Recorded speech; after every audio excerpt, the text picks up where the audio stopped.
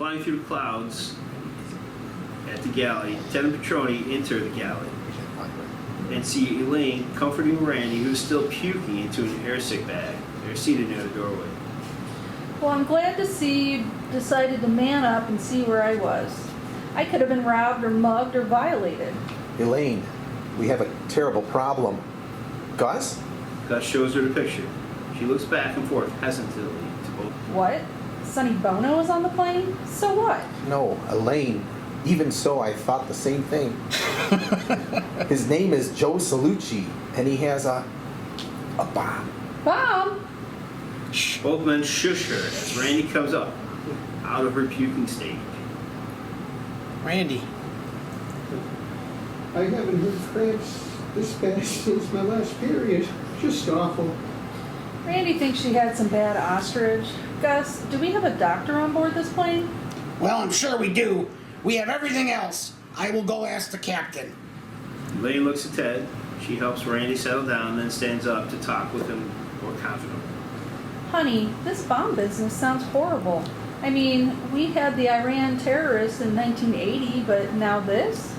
Look, I need the passenger manifest from Randy to find out where this Joe Salucci is seated. Then can Gus do his job? Okay, Ted. Ted, I'm sorry. Wrong too. I know. Just don't worry about it. Gus can do his job. I mean, Just don't worry about it. Ted, Sorry, I distracted you. then Gus can do his job. don't worry No, I about it. heard the next one. Okay, Ted. Ted, I'm sorry. Oh, just don't worry about that right now. Let's just find who this joker is and what his plans are. Everyone's life on board may just depend on it. Townhome, Ed Hockin, a 50-something police officer, stands outside the door of the Kramer's, which is a framed picture of Dustin Hoffman and Meryl Streep outside the door above the doorbell. He rings it. He waits patiently. The door opens, and this is Sue Kramer, 39, Rex's wife. She opens the door to speak to him. Hello, Miss Kramer. This is Officer Ed Hockin. I am here to escort your husband to Midway Airport. It appears we have a slight situation on board. Flight 23 Sierra. Is that the launch of the new Boeing 787? Oh, I just love to fly on luxury planes. How incredibly exciting. Oh, please do come in. Rex got the call a few minutes ago. He's getting ready. Ed walks in and stands by as Sue goes about talking to herself in the middle of watering what appears to be a greenhouse of plants in her living room. Giant Venus flytraps and other exotic potted plants are situated in vast space. A large pit bull named Friff Frapp walks up and starts to growl at Ed. Ed smiles. Nice, Poochie Pooch. The pit bull walks up to Ed and lifts up its two front legs, pinning Ed to the wall. Oh, Fripp Frapp, please. Down, boys. He's such a big baby. Sleeps in the bed with us every night. She shushes the dog down and goes back to her plans. Ed nods reassuringly. Is he a young dog? Friff Frapp jumps up and pins him again. This time he starts humping him with thrusting back legs. The dog is really going to work. Ed can barely take it. We got him at the shelter. Not sure of his age. He was neutered, that's for sure. Are you sure? Yes, I am positive. Sue continues to water her plants as the dog now is Ed bent over the couch and is humping him from behind. Ed's face is planted in the pillow and he grabs the couch, holding on for dear life. We cut to a shifted angle, now he and the dog are in a 69 position. Miss Kramer, I am afraid of your dog. Oh, Fripp Frapp, please behave. She shushes him down once again as Ed smiles through her. She goes back to watering the plants. Ed looks back to the dog, who is salivating now with a low growl. He's such a good dog, just don't know why he gets so excited. Friff Frapp has had it. He growls and leaps at Ed, grabbing his face with his enormous jaws and wrestles the man to the ground. Rex Kramer, now an older version of the captain we saw in the film's prologue, walks through an open mirror-sized door and starts talking to his wife. Is this my ride, Sue? In the background, the dog is mauling Ed, who's gasping for air and fighting for his life. Yes, honey, this is Officer Ed Hogan. Ed, good to meet you. Ed tries to wave as the dog continues to maul on his face, growling and shaking around. Fripp Please, stop bothering our guest. I'm not sure how long this will take, honey, but don't forget that barbecue is still happening for the 4th tomorrow. No chance of our holiday plans being interrupted. I'll be outside. He kisses his wife, and she smiles at him as the dog continues to mangle Ed on the floor. In the cockpit of the plane, Petroni's talking to Captain Over as we pan over a dinner dish of ostrich bones and some feathers. This is what is left of dinner. Murdoch burps and rubs his stomach, takes some Tums from a container and chews on them. Yeah, my friend Ted is getting the manifest, and I'm pretty sure once we do all, we'll find this nutcase. But in the meantime, your head stewardess has grown ill. Is there a doctor on board this flight? Yes, and I know exactly the man you're looking for. Dr. S. Rumack. My guess is he's in BDSM Annex. At the BDSM Annex, That's right, my dear. Now just roll over and beg for mercy. Misty rolls over naked from the waist up onto a spiked nail bed. She coos inside with laughter. Oh, this nail bed is so posturpedic on my sore back. Doctor, I think this will be my regular routine from now on. That's what I love to hear. A patient of mine, always happy and improving. Petroni enters the doorway where Elvira, Mistress of the Dark, and the son of Simguli are sharing drinks and a talk in a corner whipping alcove. He notices them both and quickly moves toward the doctor. Are you Dr. Romack? Yes, I am. What may I do for you? Well, our head stewardess is having some bad stomach cramps. We think it's something she ate. Would you be able to examine her? Well, proctology is my specialty, not gynecology. Will you please just check her out? Captain Over said you were the man, just for the job. It's not my monkey or my circus, but I will give you my professional opinion. He looks to Misty on the mail bed. You just continue and have fun. I'll be back in a jiffy. He and Petroni make for the door as Elvira starts whipping Svenguli's backside, whose head and hands are now trapped in a wooden pilgrim pillory device. A rubber chicken flies out of his mouth and he lets out a chicken. Ed Hawkins' severely bandaged face is a close-up as we pull back to see him driving convertible red Chrysler Sebring. His face is so bandaged he's having trouble seeing. Kramer sits in the passenger seat as the wind pelts their faces. I apologize for my dog's behavior. He should have known better than attack a lawman. A shitbox Dodge car charges past him with an almost parade of police cars chasing him down the winding country road. Now what in blazes is this? Ed tries to use the radio, but his hand is mangled and bleeding. Ed looks to him worrisome. Why don't you pull over and I'll drive? Ed nods, pulls over. Ed gets out of the driver's side and crosses as Kramer scoots over. The Greyhound bus, blaring its horn, suddenly smashing the Ed before he can open the passenger side door. Dispatch, I think we have a man down. Dr. Roman is brought into the kitchen area. Petroni points out Randy, who's sweating and lying down on a small couch. Is this the victim? That's our head stewardess, Randy. Rumek sits down next to her and takes his own pulse. She sits up, sweating and moaning in pain. Rumek checks her eyes. He looks at her fingernails. No wedding ring. You must be single. Randy shakes her head. Stick out your tongue. Randy carefully opens her mouth and a tiny feather begins to form as Rumek pulls it out. It's a large white ostrich feather. Been kissing any ducks? She opens her mouth and Rumek pulls out another feather. This one is black and a quilt pen. He places his pen aside. I've never seen the likes of this. She opens her mouth again and an entire Indian headdress is pulled out. The captain wants to know if this is food poisoning. Rumek looks at Petroni. Obviously. But I will have to give her a full body check just to be sure. Reflexes, blood pressure, breast exam, the works. What do I tell a captain? Tell him to pray it isn't the chicken pox.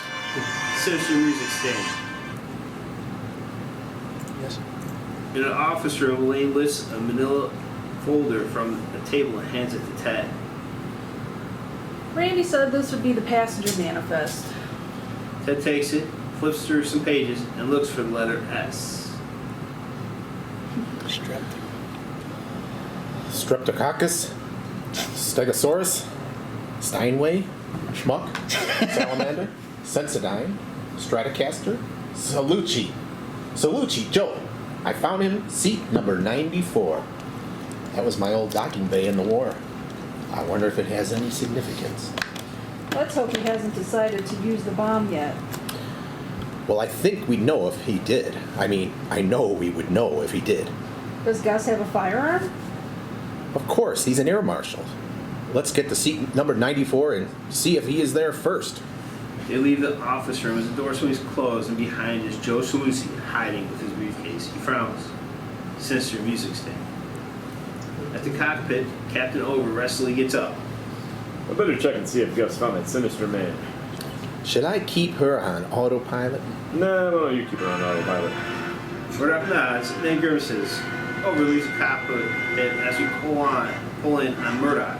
His stomach is growling like crazy, and he's starting to sweat. Plane dashboard. The OTTO autopilot statue shakes his head sorrowfully. The aisle on the plane, Captain Over walks down the aisle right into Dr. Rumek, who hastens him to the side near a bathroom door. What is it, Doctor? What's going on? I'm afraid it's the very worst case of chicken pox I've ever seen. Is that serious? Extremely. What did everyone have for dinner?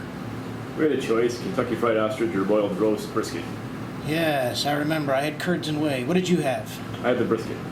Well, then you are safe. It's a good bet that the ostrich was undercooked. Anything under 500 degrees and foodborne illness such as this can arise.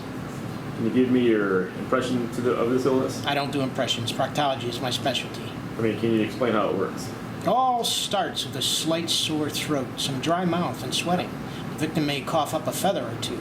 Next, the virus penetrates the lower colon, and when the red blood cells go to work, the victim begins to experience intense gas and flatulence, along with severe sphincter muscle spasms, followed by the inevitable sharding. At this point, the victim starts clucking like a chicken and lays one massive-sized egg. Can't believe it. And a screaming clucking and a shriek is heard as a shrill echoes off the interior of the plane. They run over to the sound. Before them is Mary and Don. Mary, having laid a huge egg on the seat next to her, is bent over in pain, wincing and sobbing. Oh, Don! Is this your wife? Yes, Did she lay this egg? yes. And when I find the bastard who impregnated her, I can't believe it. I can't believe it. Oh, no, you don't. This was brought on by chicken pox. Oh, shit. Keep going. It's your line. You gotta keep going. We lost it. Oh, no, you don't. This was brought on by food poisoning, the kind which brings the dreaded chicken pox. Now, think carefully. What did you have for dinner? I can't remember. I was too busy. I can't remember. I was too busy eating. I had brisket. Your wife? Nah. She had clam juice. Yep. She had clam juice with the Kentucky Fried Ostrich. Now we know. Anyone who had the ostrich is going to come down with a severe case of the chicken pox. Other passengers shift and mumble nervously in their seats. Don stands and grabs the captain angrily by his lapel. This is my wife. Is my wife going to be okay? I will sue this airline and everyone in it. The worst has passed for your wife. The rest of us have to deal with the real disaster. Once those eggs start hatching, chickens are going to be all over the inside of this plane. Suddenly, the airplane takes a massive dip, and everyone starts to scream as the sound of droning starts to wail. Over shoves Don back in the seat, and he and Rumek try to make it back to the cockpit. At the cockpit, Murdoch lies unconscious in his Chicago Bulls outfit, holding a basketball.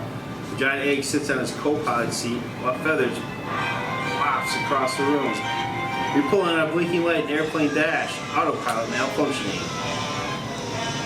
Various parts of the airplane, tennis courts, people slide vertically on the floor as the plane descends quickly. The BDSM dungeon of Iron and Singuli are slammed inside of an Iron Maiden sarcophagus. The arcade has cabinets sliding around the room as kids continue to try playing them. One cabinet slams to two kids, smashes between both of them. In the airlock chamber, Joe Salusi stands with his briefcase and the bomb out. It's ticking down to the final minute, 30 seconds. Gus, alongside Ted and Lane, catch sight of him but cling to the side of the plane wall to stop from falling vertically. At the cockpit, Captain Over jumps into his seat, quickly pulls up on the steering wheel as the plane continues to nosedive. Remake checks Murdoch's pulse once again, reading his own instead. In the airlock chamber, What's happening? Airlock chamber. gun raised. Petroni, go ahead. Don't do it, Salucci. We know about your plans. For your family to inherit the insurance money? Sliding as he hangs onto the door. Salucci. This plane is pressurized. If I blow up the airlock, you will be doomed. Terrified. Please don't do this. We have kids.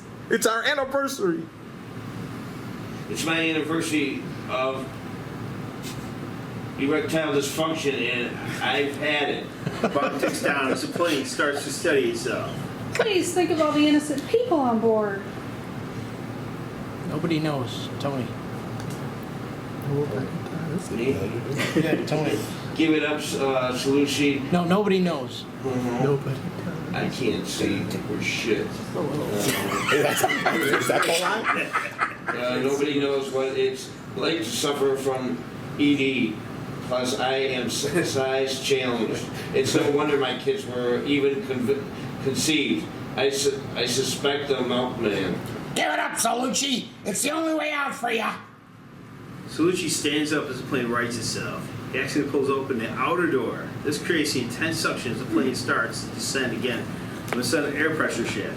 Teddy Lane spin down the aisle, losing the grip on the wall. Trony aims with his one eye closed and shoots the bomb right out of Salucci's hand. It flies out the open door, then it explodes. The plane, jarred from sudden explosion, continues to dive. Trony crawls his way up the wall. Salucci curses and cries as wasted opportunity. Shut the door, you idiot, or we're all gonna die. I don't want to live. Then let go.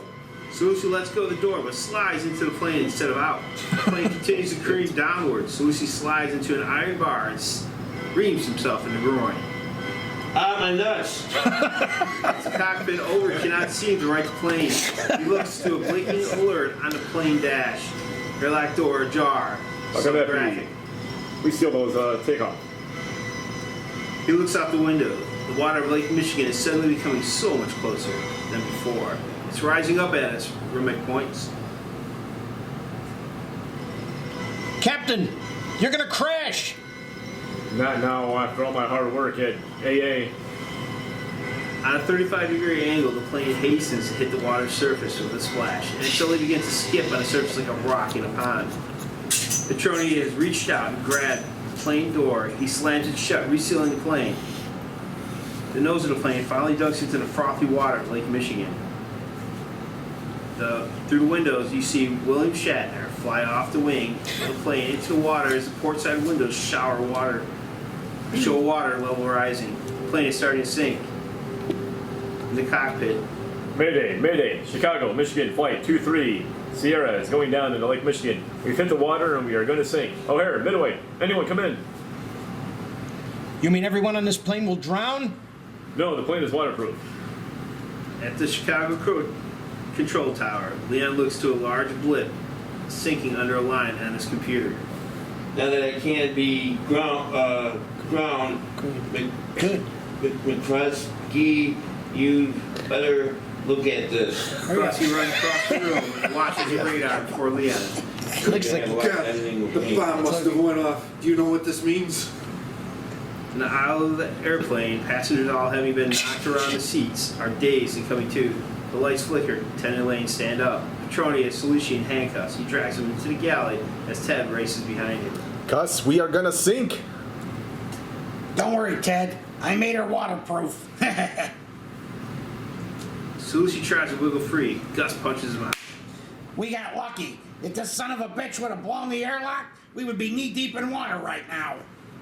In the cockpit, Over reaches over and selects a button which fires a Mayday flare out of the plane's top just as the entire aircraft goes underwater. We see Kate Winslet and Leo on a piece of driftwood. Back in the seating, Elaine tries to help Eddie Munster up, who has been pinned under his father Herman's enormous size. Lily also helps him. Barry Gibb and Mick Jagger also try to help as many passengers as they can. Don sits there fanning Mary with a Playboy magazine. The Sheik angrily stands up and puts his hand on his hips. This is a disaster! Alice must save us all! His harem croons and cries, some of them clasping their hands in prayer. We are sinking underwater! My ulcer! Rulick and Over walk back into the main area. Over looks confused. Ladies and gentlemen, The crowd hushes. it seems we have suffered a slight detour. angry passenger. Detour, I'll say. What good's an airplane at the bottom of the ocean? We're not in an ocean, we are in Lake Michigan. It just happens this plane is built to be waterproof. But it doesn't float. So yes, even though it may appear we are helplessly sinking, I got off the Mayday flare so Chicago will know precisely where we went down, and they will be sending a rescue team as we speak. Now, ladies and gentlemen, it's important that we do not panic. Why should we believe you? Because I am the captain of this plane and I take my passengers' safety very seriously. Lily. Are you telling us everything? No. I'm afraid we're all out of toilet paper. The cabin goes wild and zanies, and everyone begins to attack one another. People froth at the mouth like mad dogs. A bullfighter holds up a red cape as another passenger charges them. Boobs jiggle and swing galore as the chief's harem begin to wrestle one another in tiny pools of jello and mud. People mangle one another's faces. A man with a vacuum cleaner sucks off another man's toupee. Bunny Wigglesworth as Zorro writes Z on a man's ass using a sword. At the airport, Rex Kramer gets out of the taxi and walks into the revolving doors. He's accosted by several people as he tries to make his way across the airport. You can take our literature, sir. I already gave it the office. But sir, please, it just says that those who read our literature. Kramer quickly backhands him out of the way as another Harry Christian takes his place. For peace and enlightenment. Kramer elbows him out of the way. Please accept this flower from the Church of Religious Focus. I said no, thank you. She gets slapped by Kramer and twirls around, toppling onto an ashtray. A fat man with a hot dog sample walks up. Free hot dogs. Tony, free hot dog samples. I can't hold on. Say, free hot dog samples, Tony. You didn't tell me I was got that one. What the fuck? You tricking me? Or Just say free hot dog samples. free hot dog sample. Oscar Mayer Wieners. Oscar Mayer Wieners. Kramer kicks a hot dog vendor in the nuts as he buckles over and drops his sample. How about Taoism? Tries to hand him a yin yang sticker. Kramer sidekicks him and throws him over his shoulder into a judo toss. Blind man. Alms for the poor. Alms for the school of the blind. Kramer rips his crane away and starts martial arts striking him with it. The blind man and his cup fall over a chair onto some luggage pile. Save the clock tower, lady. He flips her into a body slam onto a magazine rack, obliterating it. Sample spray work Charlie the function quick. Boy, you're gonna have a lot of editing on me, Joe. Kramer does a reverse spin trip as the volunteer drops the sample cup and flies up into the air. Kramer catches the specimen cup and then deposits it on the volunteer lying on the floor. I'm not shooting blanks. He continues to track towards Sturlow, large sign says, to flight tower. Bottom of Lake Michigan. The plane sits at the bottom of Lake Michigan. We hear crickets chirping on the soundtrack. Fish swim by the camera lens. A school tuna fish passes by. Lieutenant Land have their life jackets on, along with just about everyone else. Many passengers are looking out the porthole windows. Large eggs sit in the seats of other passengers and appear passed out after laying them. Ted pulls out a Polaroid picture of he and Eileen sitting in the bird's nest with the twins. This is all my fault. If we would have taken a train or drove, or even a covered wagon to Michigan, this never would have happened. Ted, you can't blame yourself for what is a completely innocent accident. A man with a bomb attempts to blow up and a plane and fails, but he winds up crashing us at the bottom of a lake? I can't see anything innocent about that. Well, maybe not, but at least you can understand that some things in life we have no control over, like losing our hair, or having bad genes, or sickle cell anemia, or being on a plane that's going to crash. Ted gulps and shakes his head sorrowfully as the injured George Zip materializes next to the side of his head, floating his face. I'm going to check on Randy. Let's just stay positive, as long as it's not HIV positive. Good God. Ted, please, listen to reason. Only if I inspire you to do a heroic deed can I escape this limbo and get my angel wings. I'm begging you here, man. Living in this ghostly hell sucks blue balls. Ted goes to drink a glass of water, and instead it hits Zip, dousing him with liquid as he sits floating over his shoulder. Was that voice of George Zip from beyond the grave?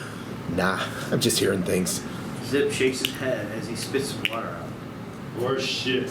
Total horseshit.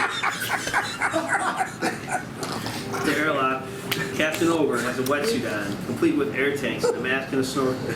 Petroni's helping him suit up.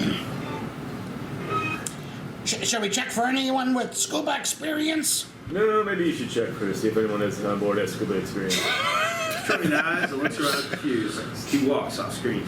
Does anyone else on board have any scuba experience?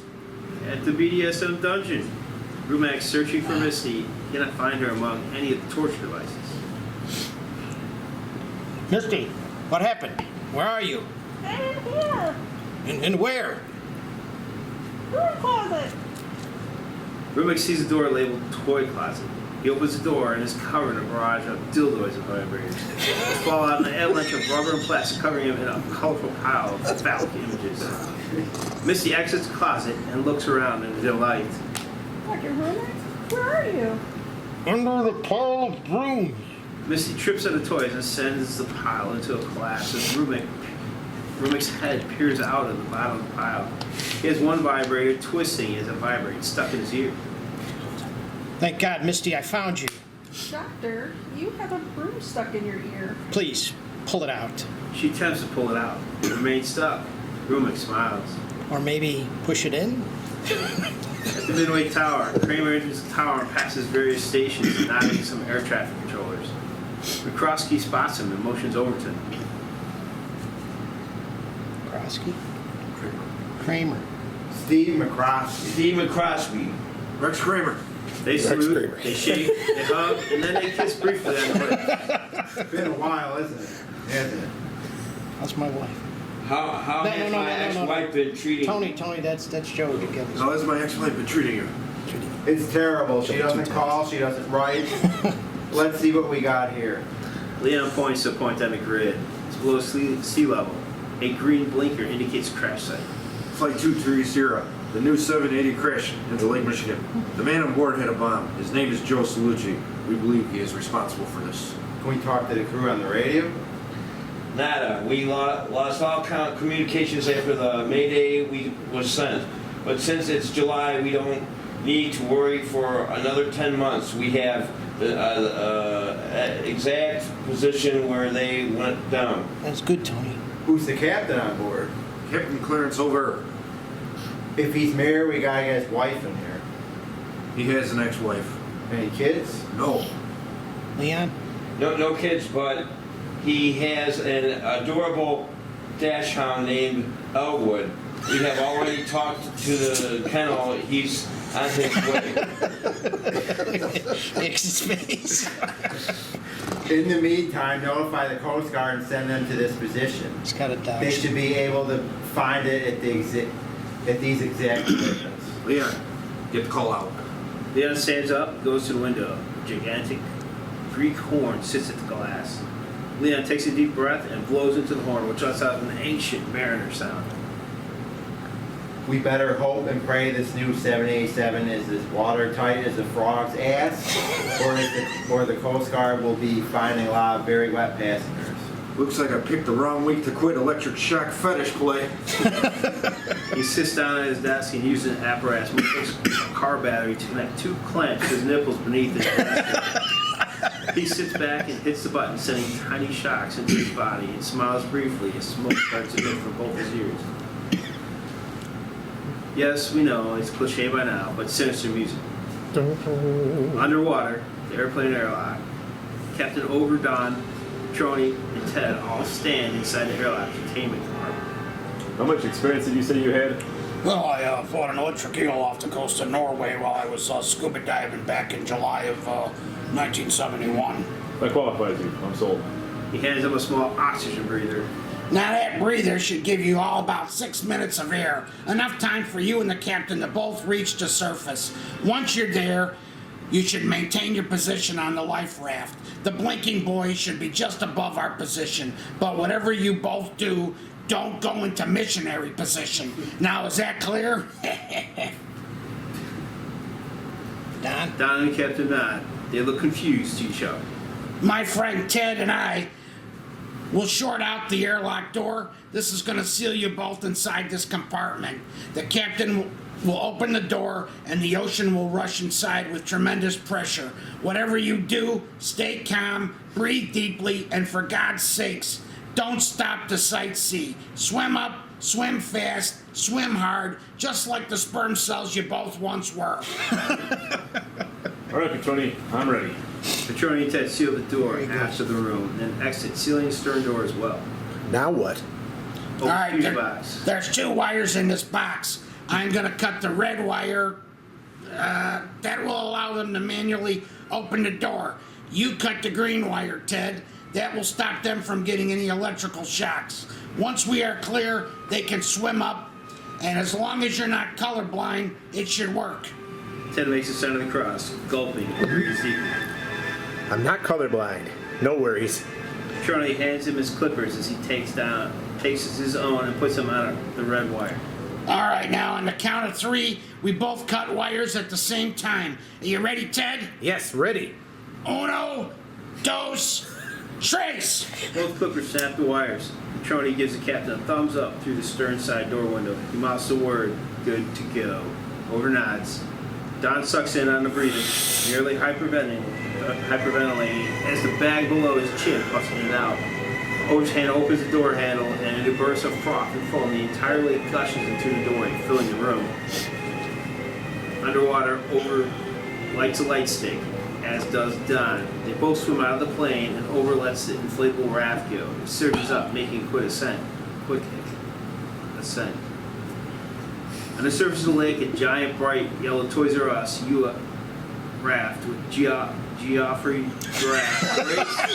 the surface of the water in a place with the giraffe character wearing Captain's head holding a fake ship wheel. Don and Captain start to swim up. They smile to each other. Ted and Petroni look on as the men start to ascend. Your plan is ingenious, Gus. It actually is gonna work. A large school of tuna fish suddenly begin to attack both Captain and Don. Ah, you son of a miserable sea cook! The tuna are literally lipping the 2 men with giant mouths. Over is lucky enough to surface and invade the school of crazed fish, but Don is not so lucky. Don drops his air breather and flails between 2 tuna and that suction onto him. One suctions to his face, another his arm, another his groin. Soon Don disappears as the entire school of fish swarm over him. Mary's wife looks out the window, watching the spectacle of tuna fish killing her husband. No, Don, no! Inside the plane, Wild tuna, it figures. Do you think the captain made it? Yeah, time will tell, Ted. Time will tell. Mary stands up and moves towards the airlock, door astern. She cries and tries to yank it open like a mad woman. Petroni and Ted have all they can do to stop her from opening the door and flooding the plane. Elaine tries to console her. It's utterly useless. Mary's gonna open that door and retrieve her dead husband's body. You gotta get a hold of yourself and everything will be just fine. Ma'am, please. No, Don! Don, no! Elaine finally hauls back and slaps her. Petroni and Ted look to her, shocked. Elaine, beating her head in won't help. Lady, she said, calm down and get a hold of yourself. She then also takes a swing at her. She's not phased and continues her lunacy. We're all gonna die and drown and get eaten by wild tuna fish. Don, no! Petroni takes a swing at her. It's no use. The is clearly over the rainbow. And does Dr. Remake have some Valium? As we pull back and see a line of people ready to smack her, which includes Bruce Lee in Shaolin Temple Chinese formal wear ready in a fighting stance, followed by Chuck Norris in his karate gi, Steven Seagal with his hair pulled back in a ponytail and holding a Beretta, and finally John Rambo with a Hellraiser machine gun and bullets wrapped around his arm. We hear the signature Bruce Lee "whoop" as a terrible kick smacks Mary. What the?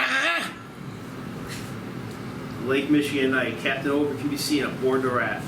He shoots a flare into the air, signaling 2 Coast Guard boats to his location. A blinking buoy can be seen floating in the water. Over waves them on, and they can connect the raft to the boat. This is where she went down. Hi, Captain. I'm Captain Clarence Over. Your dog Elwood has been notified. We are going to start our rescue mission right away. How many on board? 122 souls. Makes that 121. One of the passengers was eaten by a school of wild tuna fish. I nearly escaped with my life.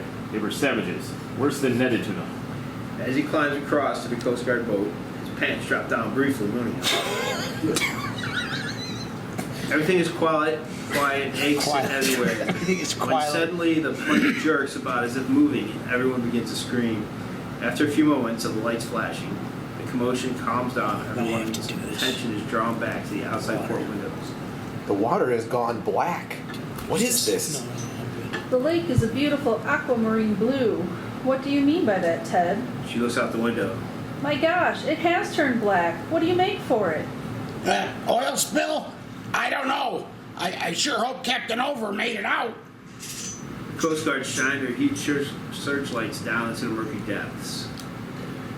We should be seeing your 787 plane if these coordinates are correct. What the hell?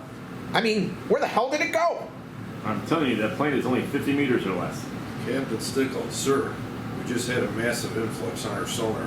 What's that mean? School of fish? We don't know, sir. Could be anything. Russian Akula submarine? A sunken pirate ship? Or maybe it was just a large school of fish, like you said. Dear Lord, is that who I think it is? Give me your glasses. Stickle hands over the binoculars and we get a POV shot through the two viewfinders. At the water surface, a tuna with a white flag. The tuna fish breaks water and waves a white flag, grabbing their attention on spotlight. On the Coast Guard ship, By God, I think it's Henry Limpet. Henry Limpet? That's impossible. He... takes binoculars. I'll be a monkey's uncle. It is Henry Limpet. Shall I tell the captain to bring her closer? Aye, sir. 10 degrees port. We will see what he wants. At Lake Michigan, the Coast Guard boat pulls up to the spot where Henry Limpet, the tuna, was last seen. The blinking buoy pops up on frame. Over, Stickle, and the technician move the searchlight around the watery space. Henry. Henry? It's me, your old Navy friend. Where are you, Henry? Henry's fishy head pops out of the water, wearing a pair of bookworm Coke bottle glasses. He swims up the boat's starboard side and keeps his distance from the men on board. You want the passengers in the front deck? We have some demands. Henry, this is not like you. You've always been our ally. Why take an innocent group of humans hostage? Remember, you used to be a human once yourself. The fishermen in this lake have been catching tuna for years and decimating most of our crime. No more netting, no more line catching, and a matter of fact, no more tuna for you greedy humans and all. Stop mixing chicken with milk. Tell your sailors that they want to fly in this little deck. They will quit catching tuna in this lake. Listen here, Limpet. You know damn well the U.S. government does not negotiate with terrorists, human or fish. Then single lie to fleet Trinity of America, and you'll never find them. That's a promise. With that, Henry Limpet lets out his signature underwater howl and dips back into the ocean. Good God. No, I truly have seen it all. Mad bombers, chicken pox, an airline disaster, and now bastard entitled tuna terrorists. Underwater on the plane, Ted and Elaine are moving up to 3 dozen gigantic eggs into an office room. Petroni runs up to them excitedly as they lock the door shut from the outside. Yeah, Ted, I think we could have a chance of getting out of this torturous situation. How do you figure that? Can you still fly? I've never flown anything with more than a single engine. Flying can be done by the autopilot. We would just need you to take off and then to land. Ted looks at Elaine. She smiles and adjusts her bra. I can't possibly fly. This entire trip has been a nightmare. One terrible thing after another. Now we got egg about to hatch. Elaine and I are afraid we will never see our kids again. We're trapped underwater in a cave of some sort. What makes you think we're inside of a cave? Cut to the airlock chamber. Through the porthole window, Petroni's face looks through and notices that the water is completely emptied from the space, and the outer door is still open. Petroni, look, the water's... Look, the water's drained out. If we're still underwater, we could not have a dry airlock. We must be inside a sunken ship. He cautiously opens the door. He and Ted make their way into the space. Warriors come out, and the flag has been graffiti spray painted onto the side of the airplane. What happened? Where are we? Yeah, we are inside something. I don't know what. Look, The two men shut the door behind them and look outside the outer door. There, flapping on the outside surface is the Remake at dawn. They quickly run over the downed man, slipping on the surface. Where's Waldo has been written on the wall behind them in neon glow Dago paint. What is this place? Where are we? Petroni props Don's head up. Don hands him a Louisiana license plate, 007981. Gus tosses it. tell my wife, Mary, we will sue this airline if it's the last thing we do. Dies breathlessly. Ted walks over to the wall and stands in a puddle deep fissures. He pokes it, he rubs his hand on it. Viscous and covered with slime, he wipes his hand off onto his pants disgustedly. Petroni drops Don's head abruptly and leaves him in a puddle. Ted, we're on a surface. I don't know what kind of surface, and it feels like a whole lot of KY jelly, if you ask me, but you can take off from any surface. We engineered her that way. Can you do this? With enough KY jelly? I don't know. I suppose. But why me? Well, you flew during the war. I know you well. We measured our biceps. We shared intimate info. This is a 787 with multiple engines and state-of-the-art technology. I'd have as much a struggle taking off as I would be landing. How can I commit? Ted, there's no chance for a rescue now, and if we don't at least try, the rest of these people will die. Let's get you and Elaine back to your kids. No, I just can't. I'm sorry. Fear has me in its icy grip. Fear has crippled me. I am fear's bitch, and I need a Xanax. You see a boat in the background with Pinocchio on board. Petroni exits. And the plane airlock. Petroni pulls the airlock door shut. and seals Okay, it. they're on board. William Shatner can be seen outside the window. He looks like he's been through hell and back. His clothes are tattered. He climbs back onto the wing of the plane and starts to hum. The girl from Ipanema. Ipanema. The passengers, Ted and Elaine, sit beside each other, holding each other's hands. Other passengers can be heard sobbing and crying. They are lamenting their inevitable doom. Willie sits next to Herman.